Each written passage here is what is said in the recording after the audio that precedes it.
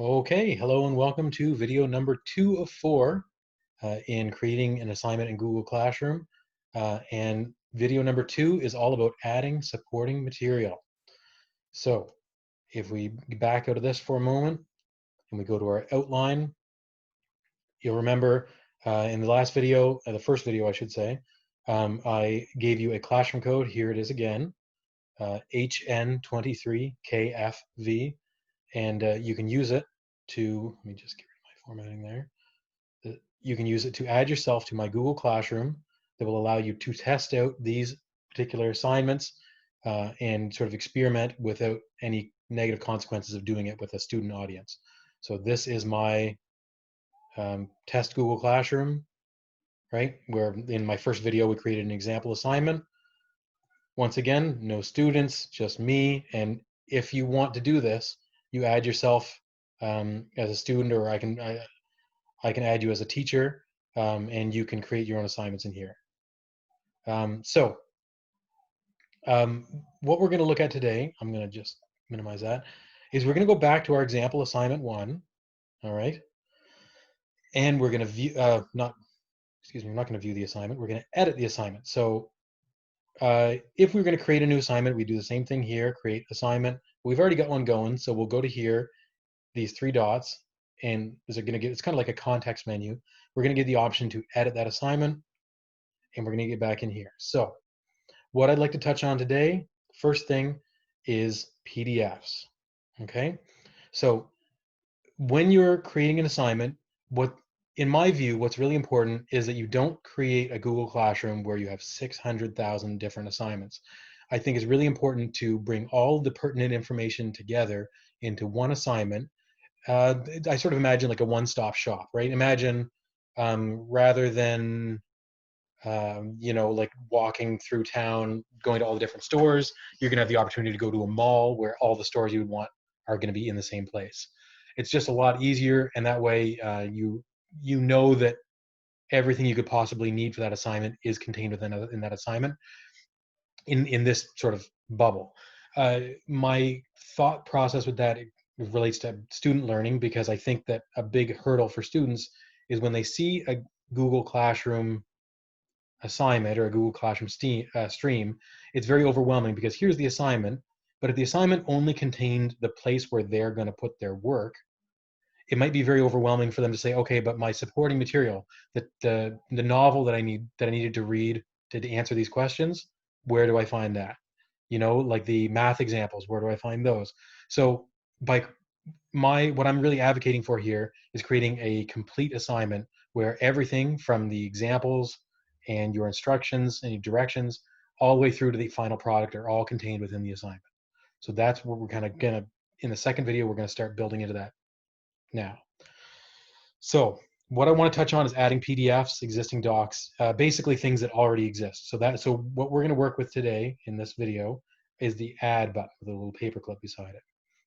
So when we do this, we only get a handful of options: Google Drive, a link, a file, or a straight up YouTube video. So let's start with the Google Drive because we talked about a PDF, but you may have a PDF on your computer as well. So if we go to Google Drive, it's going to bring up, starting with your most recent, but you can also just go to your actual Google Drive and view, or you can just type in and search for something. So what I'm going to do, I'm going to just navigate through here. If you'll just humor me for a moment and find a PDF, maybe from my English short story unit. The lottery. All right. So if, let's say, we wanted to add a PDF, this is a PDF of the story The Lottery by Shirley Jackson. We're just going to click add, and voila. Students can now view this file. We wouldn't want to give them edit permission. Viewing is just fine for this.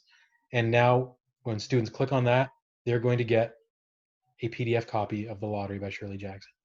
So if you were going to do a unit on short stories, you could, if you wanted to, provide every single short story in this assignment. This could be an entire module where they would plan to work out of this assignment for a month, and all the short stories they need to read over the course of that month are right in here. All the quizzes are in here. all the supporting material, all the directions, everything could be organized and placed in this one thing. And that way, when they come to Google Classroom, they know that everything they need for this module can be found in here. They don't have to go digging around your classroom to find it elsewhere. You could just, if maybe you want to create an assignment just related to the lottery, that's fine as well. I don't want to pressure you, but I just want to expand your, horizons a little bit to understand that you're not limited to a single little, 1-day assignment. This could be a much larger scope. So we can add a PDF like this. We could also go and add a file from your desktop. So hope we don't find anything too bad. So let's say, for instance, we'll just add an image, I guess, in this case. So you can see all these different options. You could add a PDF or an image. Because I'm looking at an Adobe building, a mud building right here. You can do that. So we'll add that image, right, and upload it. And now you've got an image added as well. All right.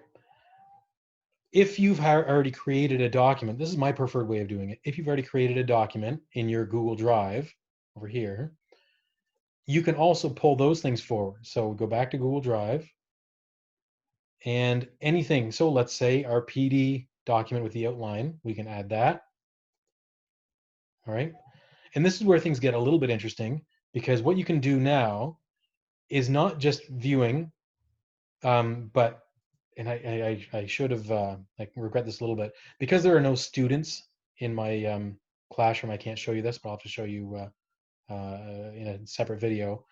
You can also actually, there's usually a third option here that says create a copy for each student. And that's an unbelievably powerful thing, because what you can do is you can create like a fill in the blank style or text box style assignment with, say like 5 short answer questions where they can type in their answers. You create that document once, and then creating a copy for each student is tantamount to photocopying it at the photocopier at school and handing it out in class. It's a one-click thing, and then boom, everybody that's in that classroom has their own copy. And when they edit it, it's not visible to anybody else. It's their own individual copy. So that's a really powerful tool as well. It's not visible to you right now because there are no students in my Google Classroom, but that is how you do it. So there's a document. Of course, you could do the same thing. You can add, Google Slides. So if you had, created a slideshow explaining things, you can add it that way as well. Anything like that.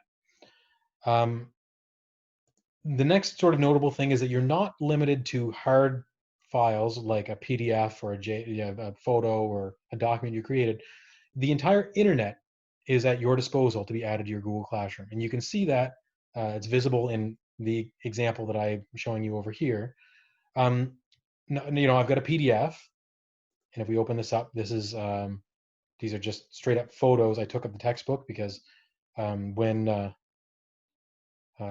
this was happening, I had one copy of textbook at home. My students did not have a copy. So I was taking pictures of the chapters and posting them. And with a phone these days, the quality is fantastic.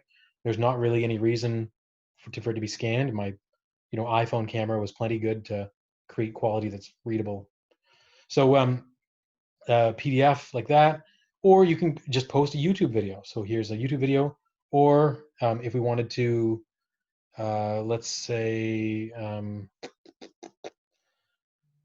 we wanted to post a link to TSN, we can copy this link here.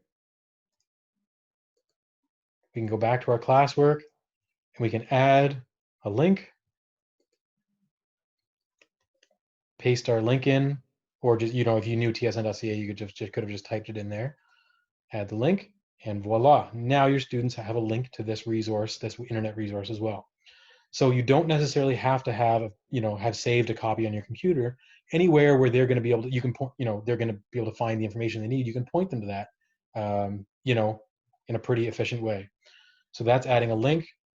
And then finally, a YouTube video. It's exactly what it sounds like. You're going to go here. And what's really cool is that I rarely actually use this, but you could actually just search. So if you wanted to watch, if you wanted to assign something, you can just type in a search term and try to find it. But I find, and probably you do as well, you want to preview something and know if it's know the quality and if the applicability of it first. So unless you know the exact search terms to look for to get your video, what I find is it's actually easier to use this feature here, the URL. So if you click on that, what you're going to do is in a separate tab, we're going to go to YouTube, right? And we're going to search for something, or let's look at this, making a floating table.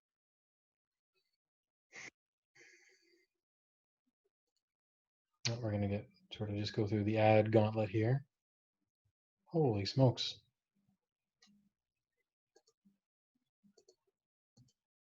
I'm not sure what's going on here. I do not know what's happening.